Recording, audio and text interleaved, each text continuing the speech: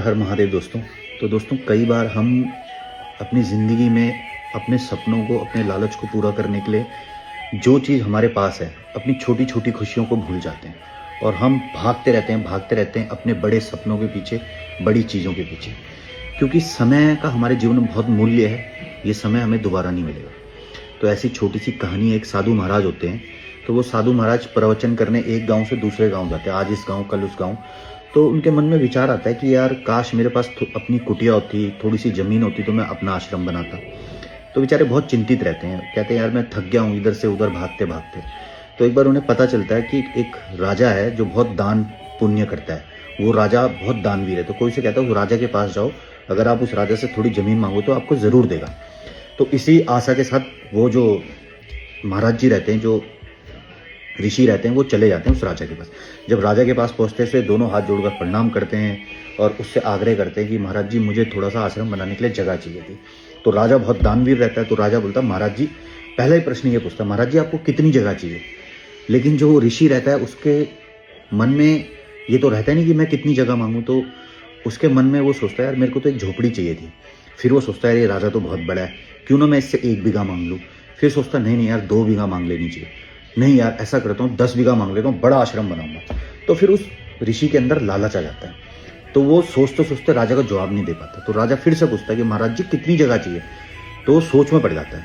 तो इतने में राजा ही उसे बोलता है कि ऐसा करो, सूर्य अस्त से पहले आप जितनी दूर तक चल पाओगे और मेरे पास वापिस आ जाओगे तो उतनी जगह मैं आपको दे दूंगा।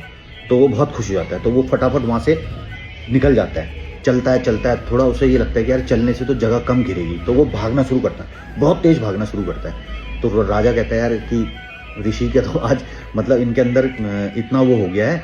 वो 2 घुड़सवार को भेजता है कि इनके लिए पानी की व्यवस्था करके रखना, जहाँ थकेंगे इनको वहाँ पानी पिला देना। तो 2 घुड़सवार उनके पीछे चले जाते हैं। तो वो भागता रहता है, घुड़सवार उसके पीछे आते हैं, तो रोकते हैं उसे कि अरे मुनिवर जरा जल ग्रहण कर लो, आप थक जाओगे। तो वो उसके मन में तो लालच आ गया, बोलता नहीं अभी समय नहीं है। वो भागता रहता। भागते भागते एक झील आती है, तो वो कहता है यार मेरे आश्रम में झील भी होनी चाहिए। तो उस झील को भी क्रॉस कर लेता है। फिर उसे ध्यान आता है कि शाम तक वापस जाना है। तो फिर वो वापस मुड़ के आता है, लेकिन पानी नहीं पीता, कहीं पे भागता रहता है कि पानी पी के टाइम वेस्ट होगा। वो सोचता है कितनी जगह मैं कैप्चर कर लूँ उतनी जगह मुझे मिल जाएगी, उतना बड़ा मेरा आश्रम होगा। तो भागते भागते जब वो राज दरबार में पहुंचता है, जैसे ही राज दरबार पे पहुंचता है, जब तक राजा को वो कुछ कह रहा होता है, इतने में धड़ाम से नीचे गिर जाता है। जब धड़ाम से नीचे गिरता है तो सब लोग उसको उठाने की कोशिश करते हैं, लेकिन वो उठता नहीं है। वो उसका वहीं पे दी एंड हो जाता है। कहने का मतलब है कि वो मर जाता है। तो ऐसी दोस्तों हमारा जीवन भी है, हमारा लालच कभी पूरा नहीं होता। हम भी भागने में लगे हैं, यहाँ तक कि जो चीज़ें हमारे पास है हम उनको भी इंजॉय नहीं कर पा रहे, क्योंकि ये लालच कभी पूरा नहीं होना। आज हमारी इच्छाएं ये हैं, कल हमारी इच्छाएं होंगी। इच्छाओं की पूर्ति कभी नहीं हो सकती और हम अपनी इच्छाओं को पूरा करने के लिए भागने में लगे हैं।